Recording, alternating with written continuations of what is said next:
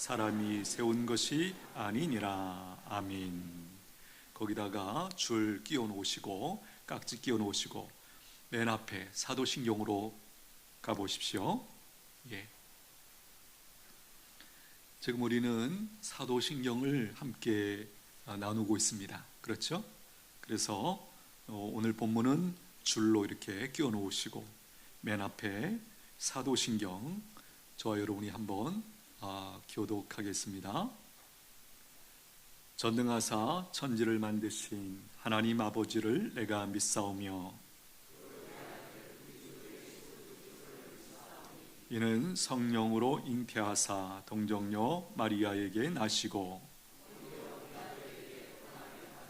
십자가에 못 박혀 죽으시고 하늘에 오르사 전능하신 하나님 우편에 앉아 계시다가 성령을 믿사오며 죄를 사하여 주시는 것과 몸이 다시 사는 것과 영원히 사는 것을 믿사옵나이다. 아멘. 다시 히브리서 8장으로 한번 돌아와 주시고요. 부활하신 예수님께서 지금 현재 어디서 무엇을 하고 계신가? 이 질문에 대한 성경의 대답이 무엇이었습니까? 방금 우리가 살폈던 하늘에 오르사 전능하신 하나님 우편에 앉아 계신다. 앉아 계시면서 세상 만물을 다스리고 계신다. 통치하고 계신다. 주장하고 계신다. 그렇죠? 인도하고 계신다. 그 말씀이죠. 조금 더 구체적으로 예수님께서 만물을 어떻게 다스리고 계실까? 만물을 다스리시는 예수님의 사역은 그분의 세 가지 직분으로 설명이 됩니다. 세 가지 직분이 뭐였죠? 선지자직, 대제사장직, 그리고 왕직. 이 삼중직이 예수님이 이 땅에 메시아로 오실 때 하나님께서 부여하신 세 가지 직분이에요. 오늘은 대제사장으로서 세상 만물을 어떻게 다스리시는가? 그렇죠? 우리가 지난주에 살폈던 내용은 뭐죠? 선지자의 직분을 가지고 예수님께서 세상 만물을 어떻게 다스리고 계시는가? 말씀과 성령님을 보내주셔서 세상 만물을 다스리고 계신다. 물론 먼저 믿는 우리들을 통하여, 그렇죠? 우리가 먼저 성령님의 인도하심 받고 하나님의 말씀을 따라 살아가는 그 놀랍고 그 정상적이고 건강한 그 삶을 통하여 주변에 있는 사람들에게, 그리고 우리의 삶의 과정 자체를 통하여 이 세상을 다스려가고 계신다. 그 부분 우리가 살폈습니다. 오늘은 예수님의 이 대제사장 직분을 가지시고 어떻게 세상 만물을 다스리고 계시는가를 함께 살펴보려고 합니다. 오늘 말씀 한번 보십시오. 8장 1절. 지금 우리가 하는 말의 요점은 이러한 대제사장이 우리에게 있다는 것이라. 그는 하늘에서 지극히 크신 이의 보좌 우편에 앉으셨으니 성소와 참 장막에서 섬기는 이시라. 이 장막은 주께서 세우신 것이요 사람이 세운 것이 아니니라. 1절 다시 한번 보시면 지금 우리가 하는 말의 요점은, 여기서 우리가 알 수 있는 것은 지금 8장 1절이죠. 그러니까 앞에서 7장의 내용이 뭐냐? 바로 예수님이 대제사장으로서 어떠한 일을 하고 계시는가를 쭉 설명해 오는 중에 이제 마지막으로 요약 정리하고 있죠. 우리가 하는 말의 요점은 이러한 대제사장이 우리에게 있다는 것이라. 이 대제사장, 바로 하나님 우편에 계신 예수님을 가리키는 표현이죠. 제일 먼저 이 히브리서라고 하는 이 서신서를 받고 있는 그 성도들은 그들에게 지금 이 저자가 뭘 제일 먼저 알려주고 있는 거예요? 대제사장이 우리에게 있다는 사실 자체, 이것부터 너희들이 알아야 됩니다. 그 얘기를 지금 이렇게 하고 계신 거죠. 그 뒤에 보십시오. 그는 하늘에서 지극히 크신 이, 누구죠? 바로 성부 하나님의 보좌 우편에 앉으셨으니. 그렇게 앉아 계신 것은 무엇을 하고 계시는 것인가? 성소와 참 장막에서 섬기는 이시라. 이 장막은 주께서 세우신 것이요 사람이 세운 것이 아니니라. 성소와 참 장막, 어떻게 다른 거죠? 참 장막이라는 표현은, 이 장막이라는 표현은 좀 범위가 넓은 것으로 이해하시면 돼요. 성소와 지성소가 가운데 있고 바깥에 제사를 드리는 마당 또 울타리까지 다 합해서 이 장막이라는 표현을 보통 쓰고요, 성소는 그 안에 가운데 있는 성소와 지성소로 구분되는 그 부분을 이제 이렇게 설명을 하는 것이죠. 중요한 것은 지금 여기서 설명하는 성소와 참 장막이라는 표현은 이 땅에 있는 성소와 장막과 비교하면서 하늘에 있는 그 성막을, 그 성소를 지금 강조해서 표현하고 있는 것이죠. 지금 예수님이 어디 계신가? 대제사장으로서 이 땅에 있는 그 성막이나 성소에 들어간 것이 아니고 하늘에 있는 그 성소에, 그 장막에 들어가셔서 지금 거기서 대제사장으로서 섬기고 계신다. 지금 그 이야기를 하고 있는 것이죠. 하늘의 참 성소에 들어가신 것을 알려주시는 또 다른 말씀이 있어요. 히브리서 9장 24절 한번 가보십니다. 바로 그 다음 장이죠. 우리가 지금 8장에 있고 9장 24절, 9장 24절 제가 읽겠습니다. 그리스도께서는 참 것의 그림자인 손으로 만든 성소에 들어가지 아니하시고 바로 그 하늘에 들어가서 이제 우리를 위하여 하나님 앞에 나타나시고, 여기 본문에 보십시오.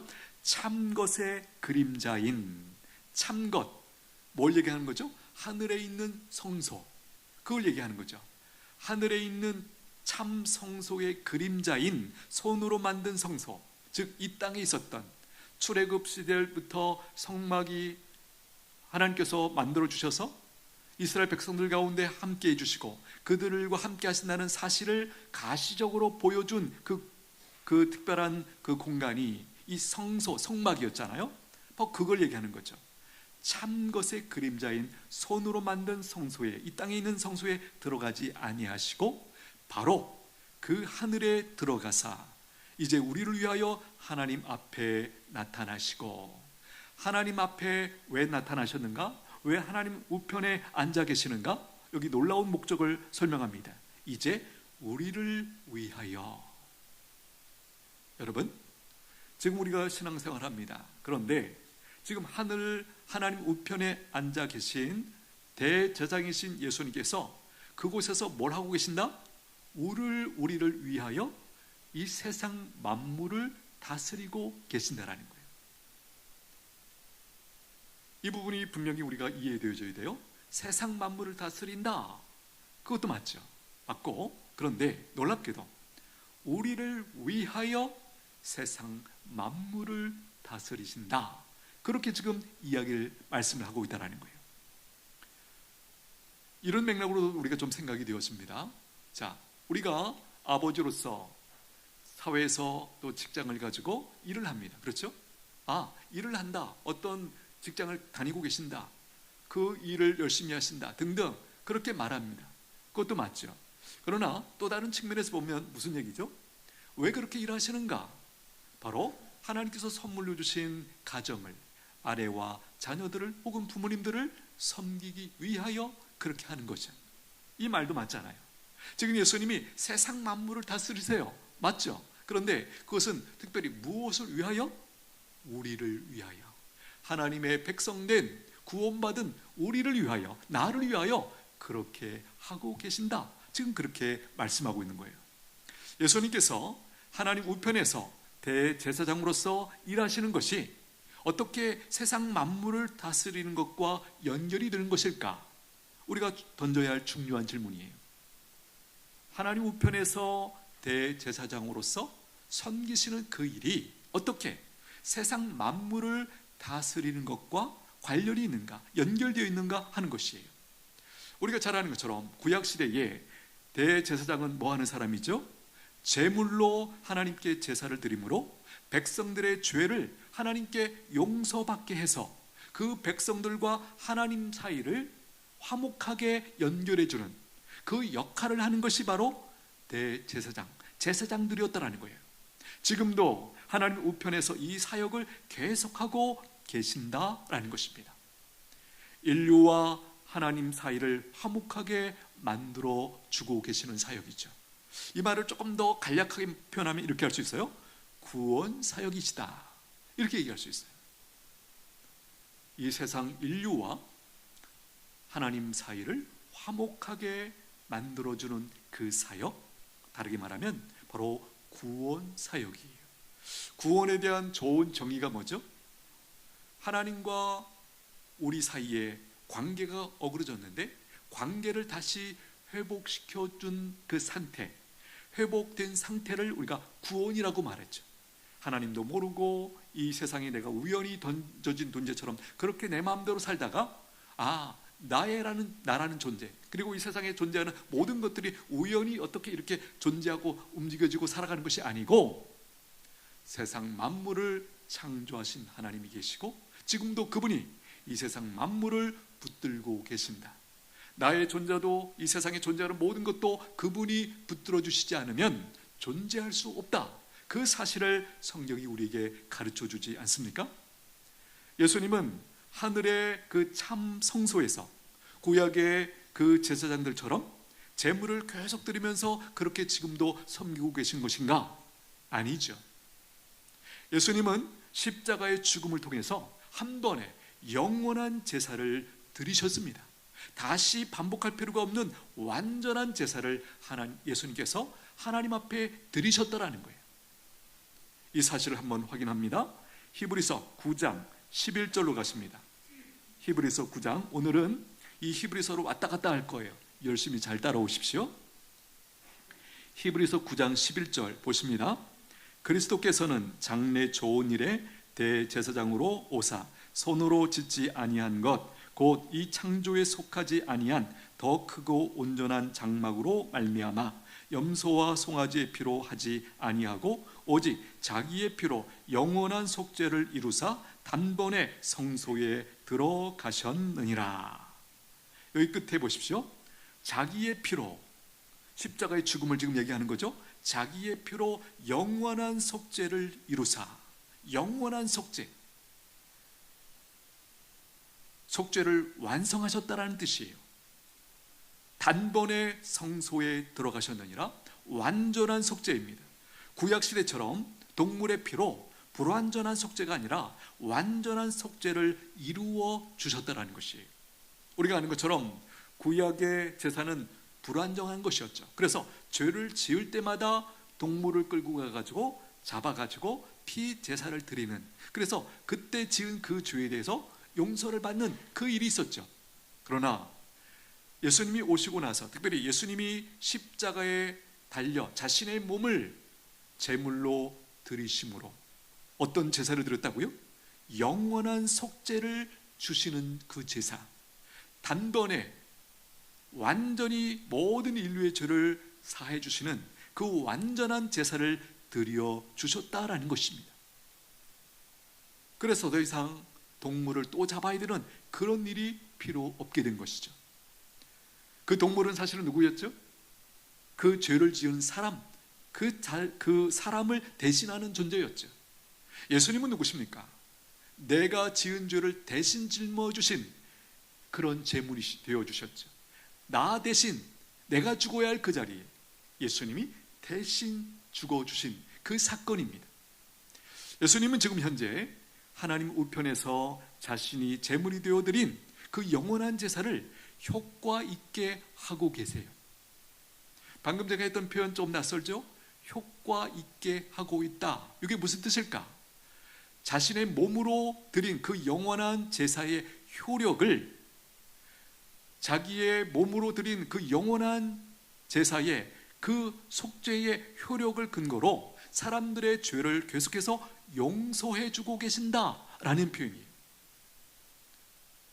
2000년 전에 골고다 언덕에서 자신의 몸으로, 왜 이 몸이, 예수님의 몸이 그토록 효과가 큰 것일까요?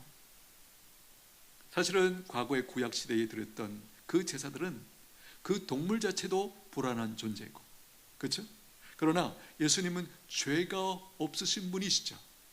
온전한 또 인간이시고, 그래서 사람들의 죄를 온전히 대신할 수 있습니다. 구약의 제사는 불완전하다는 뜻 중에 하나는 이런 것이죠. 아무리 동물이 나 대신 죽는다고 할지라도 나를 온전히 대신할 수 있는가? 없습니다. 왜요? 동물과 사람의 차이죠. 보십시오. 내 아들이 있습니다. 죄를 졌기 때문에 지금 죽어야 되는데, 이 아들을 어떻게, 예를 들면 소 1000마리로 바꿀 수 있습니까? 내 아들과 소 1000마리랑 바꿀 수 있어요? 너무 약합니까? 10,000마리, 100억 마리 내 아들이랑 바꿀 수 있어요? 없는 거예요. 하나님 보실 때 아무리 그 제사가 동물이 많이 있다 할지라도 그 사람의 죄, 그 사람의 생명을 대신할 수 없다는 거예요. 그런데 예수님은 어떤 존재인가? 완전한 인간으로서 죄가 없으신, 그야말로 하나님께 합당한 그 제물로서 한 번에 영원한 제사를 드리실 수 있었다라는 것이에요.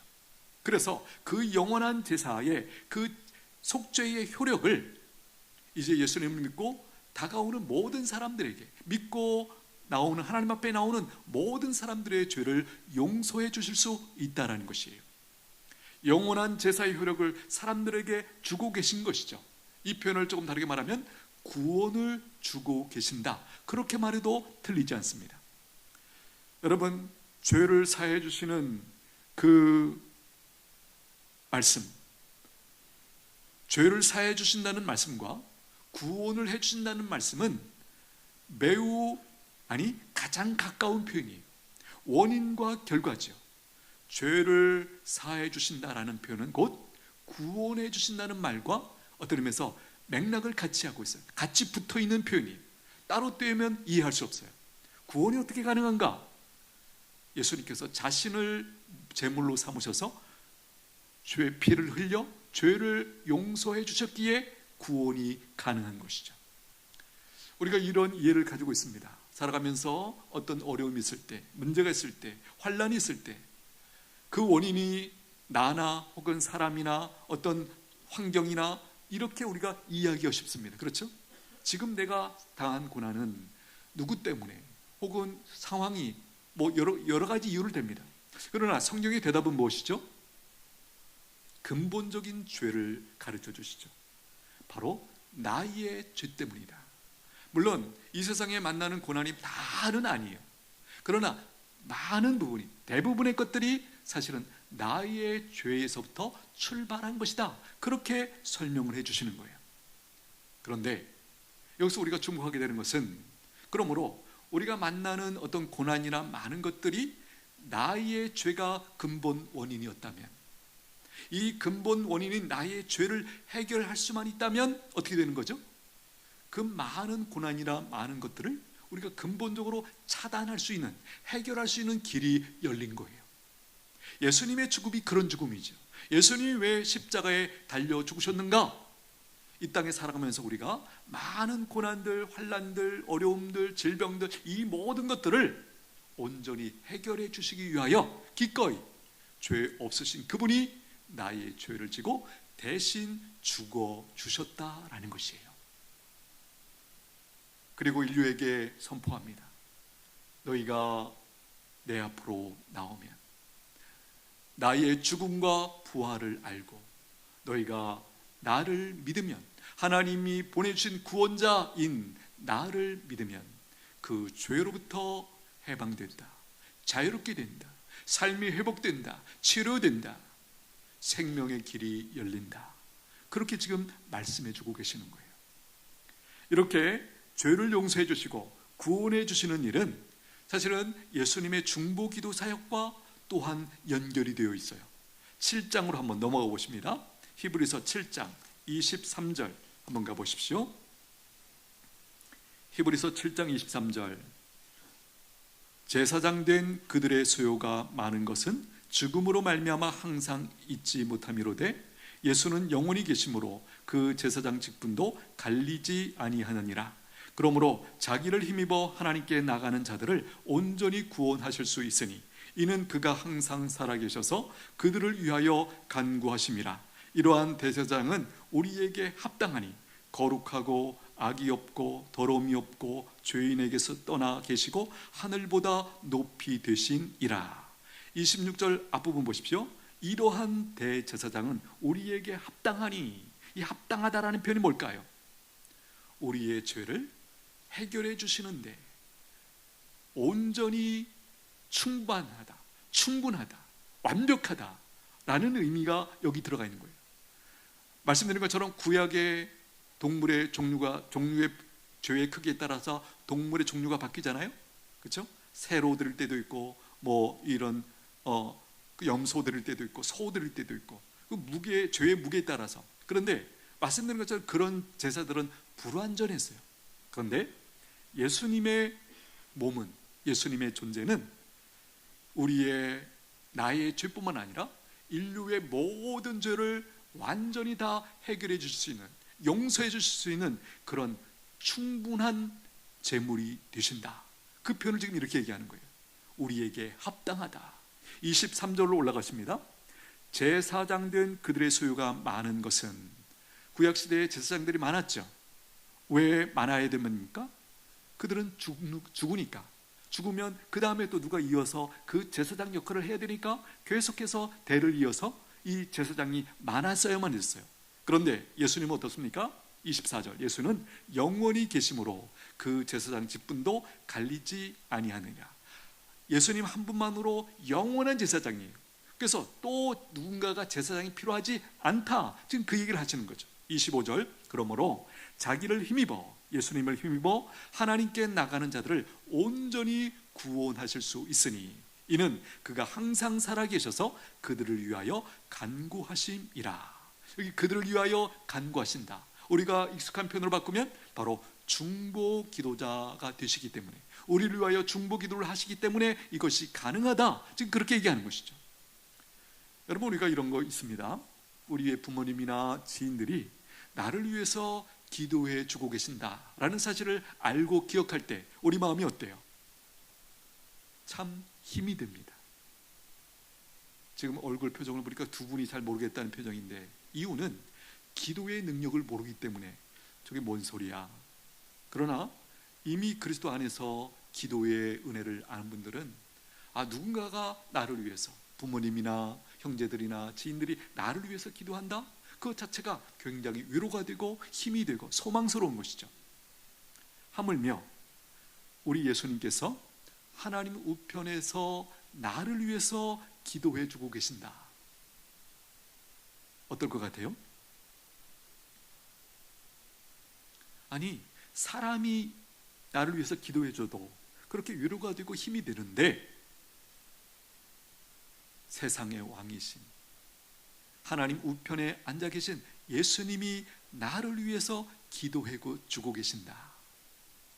이 사실이 깨달아지기를, 믿어지게 되기를 축복합니다. 이 은혜를 우리가 아셔야 돼요.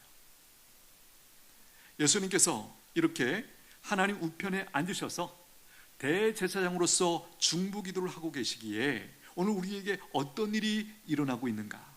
한마디로 말하면 구원의 역사가 일어나고 있습니다.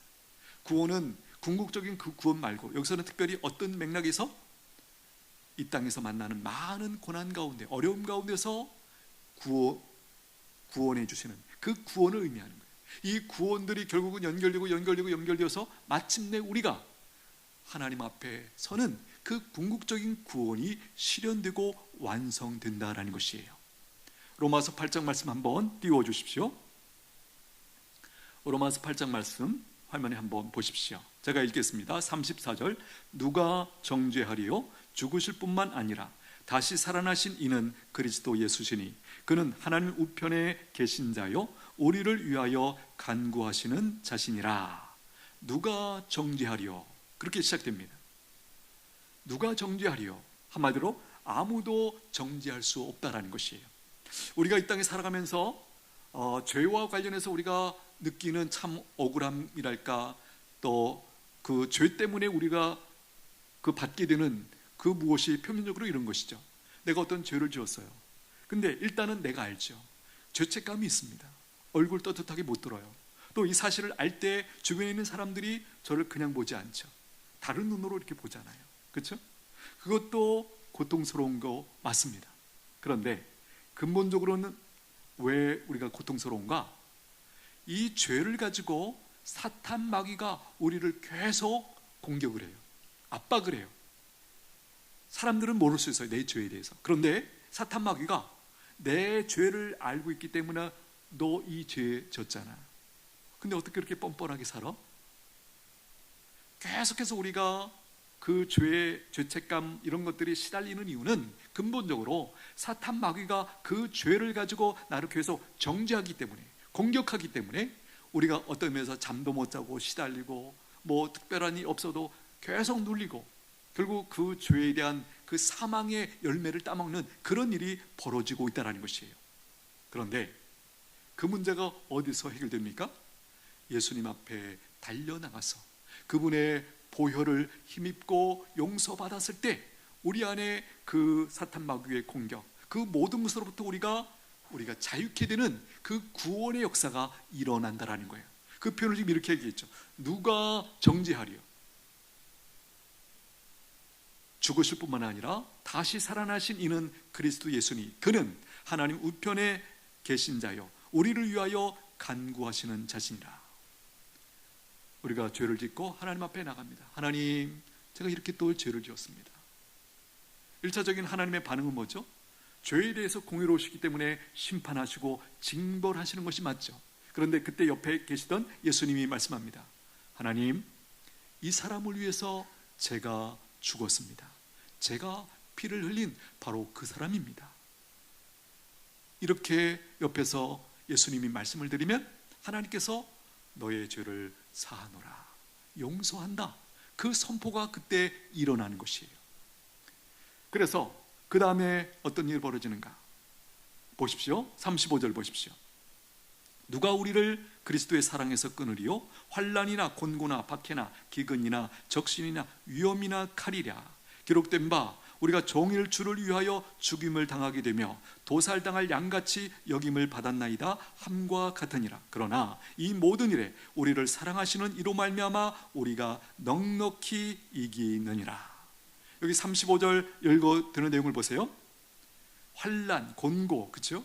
위험, 칼, 다 뭘 의미하는 거죠? 이 땅에서 우리가 살아가면서 정말 만나게 되는 그 어려움들, 고난들, 죽을 것 같은 그 모든 일들, 절망, 희망 없음, 우울함, 근심, 걱정, 이 모든 것들을 지금 이렇게 표현하고 있는 것이에요. 그 고통이 어떻다고 지금 설명합니까? 36절에서 종일 주를 위하여 죽임을 당하게 되며 도살당할 양같이 여김을 당하였나이다. 죽임을 당하게 되며 도살당할 양 같은 그렇게 여김을 받았다라는 거예요. 우리가 그런 거 아시죠? 도살당하는 그 가축이 그날 자기가 도살장에 간다는 거를 어떻게 아는지는 모르겠지만 알 때 태도가 달라진다는 거 들어보셨죠? 끌고 갈 때 벌써 반응이 틀리다고 그래요. 그 도살장으로 끌고 갈 때 그 동물들의 반응이 틀리대요. 그러니까 뭔가를 감지하는 거죠. 그 두려움이 어떠할까? 여러분 상상이 되십니까? 지금 말씀이 참 놀라운 것은 우리가 종일 주를 위하여 이 말씀은 바로 우리가 믿음으로 살고자 할 때 이 땅에서 받는 여러 가지 그런 고난과 핍박과 어려움들을 지금 견뎌내는 그 상황을 지금 이렇게 얘기하고 있는 것이에요. 마치 도살당할 양 같은 느낌으로 하나님의 백성들이 이 땅에서 살고 있다는 거예요. 그런데 반전이 일어납니다. 37절. 그러나 이 모든 일에 우리를 사랑하시는 이로 말미암아, 우리를 사랑하시는 이가 누구죠? 예수 그리스도, 그렇죠? 그분으로 말미암아 우리가 넉넉히 이기느니라. 할렐루야. 여러분, 예수님이 내 죄를 다 짊어지시고 죽으시고 부활하심으로 나의 모든 죄를 씻어주셨습니다. 용서해 주셨습니다. 해결해 주셨습니다. 사해 주셨습니다. 한 번만으로 끝나는 것이 아니죠. 그 후에도 지금도 계속해서 용서해 주시고 사해 주고 계세요. 우리가 잘 알잖아요. 예수님 믿고 나서도 우리가 죄를 안 짓나요? 아니죠. 우리의 연약함 때문에 혹은 나도 모르는 사이에 죄를 짓잖아요. 분명한 것은 우리가 그 죄를 깜빡할지라도 그 죄는 알아서 나를 죄의 종으로 끌고 다니죠. 나를 압박합니다. 사람들은 모를 수 있어요. 그러나 그 죄책감이 나를 사로잡죠. 그래서 정상적인 생활을 하지 못하도록 그렇게 우리를 공격하고 그렇게 끌고 다니는 거예요. 그런데 하나님 우편에 앉아 계신 예수님께 우리가 나아갈 때 결국은 하나님 앞에 나가는 것인데, 그 예수님이 우리의 중보자가 되어주셔서, 변호사가 되어주셔서, 대언자가 되어주셔서 우리의 죄를 완전히 해결받는, 사함받는 그 은총을 힘입게 만들어 주신다는 것이에요. 할렐루야. 여러분, 우리가 이 부분을 잘 이해하셔야 돼요. 우리가 겉으로 어떤 문제가 해결되면 우리 굉장히 문제가 해결됐을 때 좋다, 자유롭다, 이런 거 금방 느끼시죠? 사실은 이것보다 더 큰 내용이 뭐냐면 이 죄 사함 받았을 때 그 효과가 일어나는 거예요. 우리가 현상적으로는 해결될 문제가 해결되고 문제가 처리됐을 때 그런 기분을 느끼는데, 사실은 영적으로 보면 이 죄 문제가 해결받았을 때 사실은 우리에게 완전히 그 모든 두려움과 걱정, 근심으로부터 벗어나서 완전히 새로운 인생을 살 수 있는 기회를 또 주신다라는 거예요. 그래서 우리가 하나님 앞에, 예수님 앞에 나아갈 이유가 거기 있는 것이죠. 여러분, 우리가 잘 모를 때는 삶에 특별히 문제가 없고 특별한 상황이 없는데 왜 이렇게 힘들까, 어려울까, 그렇게 느낄 수도 있어요. 어디를 봐야 되죠? 우리는 죄를 살피셔야 돼요. 죄에 덫에 걸리면 나도 알지 못하는 사이, 원인도 잘 모르겠는데 내가 눌려 살고 힘들고 아프고 절망하고 좌절하고 우울하고 이런 깜깜한 어둠 가운데서 살게 된다라는 것이에요. 어디로 가야 됩니까? 하나님 우편에 앉아 계신 우리의 대제사장이신 그 예수님께로 나아갈 때 우리에게 구원의 역사가 있는 줄로 믿습니다. 자기를 힘입어 하나님께 나아가는 자들을 온전히 구원하실 수 있으니. 할렐루야. 여러분, 방금 이 말씀, 자기를 힘입어 예수님을 의지하여 하나님께 나아가는 자들, 어떤 일이 벌어진다고요? 온전히 구원해 주신대요. 왜 온전한 구원이 일어나는가? 그 이유는 그가 항상 살아계셔서 그들을 위하여 간구하시기 때문에, 중보 기도를 해주시기 때문에 그것이 가능하다라는 거예요.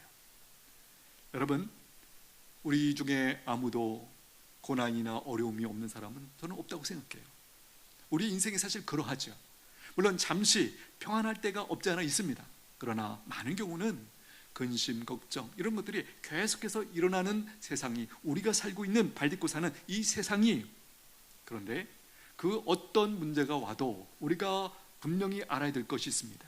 그 어떤 것들이 아무리 강하고 크고 큰 문제가 닥쳐도 우리를 근본적으로 하나님의 사랑에서 끊을 수 없습니다. 우리를 궁극적인 승리에서 우리를 떨어뜨릴 수 없어요. 여러분, 이 사실을 믿으시게 되기를 축복합니다. 넉넉히 이기게 되어 있습니다. 넉넉히 이기게 되어 있습니다. 할렐루야. 이 사실을 우리가 믿으라고 오늘 본문이 우리에게 말씀하고 있는 거예요. 이것이 믿어지면 현재의 고난과 문제 앞에서 결코 낙심하지 않아요. 좌절하지 않아요. 물론 그 어려움의 고통이 없어지는 건 아니죠. 잠시 있을 수 있습니다. 그러나 우리 안에 어느새 하나님의 구원을 통하여 그것을 능히 이길 수 있는 새 힘이 들어와 있는 것을 우리가 발견하고 누리게 된다라는 것이에요. 성도들은 어떤 사람들일까요? 궁극적인 승리가 보장된 사람들이에요. 할렐루야. 누가 보장하십니까? 세상 만물을 창조하시고 다스리고 계시는 예수님이 보장해 주세요. 중요한 부분이 이 부분이에요. 그러므로 자기를 힘입어 하나님께 나아가는 자들을 온전히 구원하실 수 있으니, 하나님께 나아가는 자들을 구원해 주신대요. 오늘 나는 하나님께 나아가고 계십니까? 하나님 앞에 나가고 계십니까? 하나님 앞에 나간다는 얘기는 구체적으로 뭐죠? 크게 두 가지죠. 예배, 또 하나 기도예요. 예배를 드리는 이 자리에 계신 모든 분들은 지금 예배 자리에 나오셨습니다. 또 한 가지 중요한 것이 있습니다. 기도입니다. 예배는 어떻게 보면 공동체적인 하나님 앞에 나아감이라면, 기도는요 개인적으로 하나님 앞에 나가는 그런 통로죠. 하나님, 우리가 하나님 앞에 개인적으로 나올 때 어떻게 나오기를 원하시는가? 히브리서 4장 한번 들어보십시오. 그러므로 우리가 우리에게 큰 대제사장이 계시니 승천하신 이 곧 하나님의 아들 예수시라. 우리에게 있는 대제사장은 우리의 연약함을 동정하지 못하실 리가 아니요 모든 일에 우리와 똑같이 시험을 받으신 이로되 죄는 없으시니라. 그러므로 우리가 긍휼하심을 받고 때를 따라 돕는 은혜를 얻기 위하여 은혜의 보좌 앞에 담대히 나아갈 것이니라. 할렐루야. 여기 이 표현, 우리의 연약함을 동정하지 못하실 이가 아니다, 무슨 뜻이죠? 여러분, 우리가 어떤 아픔이 있어요, 힘듦이 있어요. 사람들에게 찾아가서 위로를 받고자 할 때 누구에게 가시겠습니까? 이 내 고통과 전혀 나를 이해할 수 없는 사람에게 가시겠어요? 아니면 나랑 비슷한 고통을 먼저 겪은 그 사람에게 가시겠어요? 당연하죠.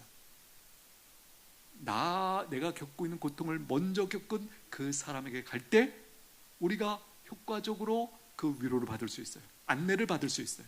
이해가 되시죠? 지금 그 얘기 하시는 거예요. 예수님이 우리의 고통을 전혀 이해하지 못하는 분이라면 그분 앞에 간다는 게 별로 의미가 없어요. 물론 그분이 능력이 있으시고 그렇긴 하지만, 그런데 그분이 누구십니까? 완전한 인간이시고 이 땅에 사실 때 우리가 겪었던 그 모든 것들을 겪어서 알고 계신 분이시기 때문에 우리가 그분 앞에 달려갈 때 충분한 위로와 격려와 새 힘을 공급받다, 그 얘기를 지금 이렇게 하고 계시는 거예요. 여러분, 하나님, 우리가 하나님 앞에 어떻게 나가오기를 원하십니까? 담대히 나가기를 원하십니다. 담대히 나가는 것, 어떻게 나가는 것일까? 큰 확신과 기쁨 가운데 큰 소망을 가지고 나아가는 것입니다. 왜 큰 확신, 큰 기쁨, 큰 소망을 가지고 나갈 수 있습니까? 그분 앞에 나아가기만 하면 우리의 문제를 해결해 주시기 때문입니다. 할렐루야. 이 믿음 있게 되기를 축복합니다. 내가 처한 모든 상황에서 우리에게 이런 고백이 있어야 됩니다. 나에게는 나를 위해 중보기도해 주시는 대제사장이신 예수님이 계셔. 그러므로 나는 괜찮아, 괜찮아, 괜찮아, 이렇게 우리 중심에서 선포할 수 있게 되기를 축복합니다. 기억하십시오. 세상의 많은 것들이 사실은 나를 넘어지게 하려고 공격을 하고 있습니다. 사탄이 여러 가지 각도로 여러 가지 상황을 사용해서 우리를 계속 공격합니다. 믿음이 떨어지도록, 하나님께서 멀어지도록 여러 가지 상황을 지금 우리에게 공격을 하고 있다는 거 기억하셔야 돼요. 예를 들면 이번 주 명절입니다. 가족들을 만나실 텐데요, 우리 이런 경우도 한번 생각해 봤어요. 우리가 평상시에 되게 존경하는 어떤 가족 멤버가 있겠죠, 그렇죠? 뭐 형님이든지 뭐 작은 아버지 누가 있겠죠. 그런데 어쩌면 이런 공격도 가능해요. 뜻밖의 그분의 반응이나 행동을 보면서 우리 마음 가운데 실족해 하는, 저 사람이 믿음이 좋은 분으로 알고 있고 이렇게 하는 걸로 알고 있는데 오늘 보니까 이건 아닌 것 같다. 여러분, 이런 상황이 벌어질 때 여러분들이 해석을 잘 하셔야 돼요. 물론 그것이 사실이고 그럴 수 있어요. 그러나 근본적으로 뭘 의도한 것일까?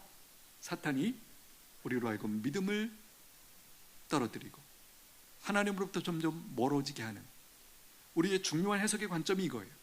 내가 경험하는 많은 것들이 어떤 일을 일으키고 있는가? 궁극적으로 목표가 뭘까? 단순히 겉으로 드러나는 표현이 아니라 궁극적으로 내가 하나님으로부터 멀어지게 하는 것, 그 목표를 가지고 그렇게 공격이 들어온다는 사실을 여러분 잊지 않게 되기를 축복합니다. 앞에서 이렇게 말씀드렸습니다. 대제사장으로서 예수님이 이 세상을 다스린다. 우리가 지금까지 믿는 자들, 구원받은 자들, 이 예수님 앞에 나가서 대제사장으로서 그분의 은혜를 힘입는 것을 우리가 지금 나눴습니다. 앞에도 말씀드렸지만 이것은 믿는 자들에게만 열려진 길이 아니에요. 안 믿는 자들, 아니 인류에게 열려진 길인데, 다만 차이는 뭐냐면 그것을 모르고 있기 때문에 알고 있는 우리만 지금 누리고 있다는 거예요. 하나님은 우리를 통해서 이 사실을 모르는 이들에게도 이 하나님의 놀라운 구원의 은총이 흘러가기를 원하십니다. 대제사장으로서 예수님이 다스리시는 그 목적을 우리에게 분명히 보여주는 말씀이 있어요. 나의 구원뿐만 아니라 온 세상의 구원입니다. 온 세상에 생명을 주는 것이 예수님이 대제사장으로서 다스리시는 목적이라는 것, 여러분 잊지 않게 되기를 축복합니다. 요한 1서 2장 2절 한번 띄워주십시오. 같이 읽겠습니다. 시작. 그는 우리 죄를 위한 화목 제물이니 우리만 위할 뿐만 아니라 온 세상의 죄를 위하심이라. 끝에가 중요해요. 온 세상의 죄를 위하심이라. 온 세상, 다른 말로 바꾸면 인류의 죄를 위하심이라 라는 거예요. 이것이 어떻게 성취됩니까? 먼저 하나님의 용서를 경험한 나를 통하여, 그리고 나의 삶을 통하여 그 옆에 있는 누군가가 이 놀라운 은혜의 길을 그가 냄새 맡고 향기 맡고 돌아오는 그 역사가 있게 된다는 것이에요. 내가 하나님의 복을 받고 승리하는 것을 보면서 누군가가 저 사람이 어떻게 저렇게 살지? 나도 한번 저가 믿는 하나님을 믿어볼까? 이런 상황이에요. 제가 방금 했던 표현, 복을 받고 승리했을 때 사람들이 주목한다, 그것도 맞습니다. 그러나 꼭 그렇게 할 때만 그것은 아니에요. 이런 상황도 있습니다. 내가 어려움 중에 있을 때 그 실패 가운데 있으면서도 흔들리지 않고 잘 견뎌내는 것을 옆에 있는 누군가가 보면서도 똑같은 그런 도전을 받을 수 있는 거죠. 어떻게 저런 어려움에서 저가 저렇게 흔들리지 않고 살아갈 수 있지? 이유가 뭘까? 아하, 저가 믿는 하나님이 저를 붙들고 계시는구나. 바로 이렇게 우리를 통하여 세상을 다스리시는 이 대제사장이신 예수님이 그렇게 세상에 다스리시고 그 은혜가 흘러간다라는 거예요. 우리 모두 이 놀라운 은혜 가운데 쓰임받게 되기를 축복합니다. 한번 기도하겠습니다. 기도 제목 드립니다. 하나님은 구원받은 우리가 이 땅에 사는 동안 대제사장으로서 세상 만물을 다스리시는 예수님의 다스리심을 받아 누리기를 원합니다. 우리만 아니라 주변에 있는 사람들도 나를 통하여 그 은혜를 누리기를 원하고 계십니다. 이렇게 기도하면 좋겠습니다. 하나님 아버지, 대제사장으로서 세상 만물을 다스리시는 예수님의 다스리심을 충분히 받아 누리게 하시고 나를 통하여 주변에 누군가에게 이 은혜가 흘러가게 하여 주옵소서. 우리 잠시 한번 같이 기도합니다.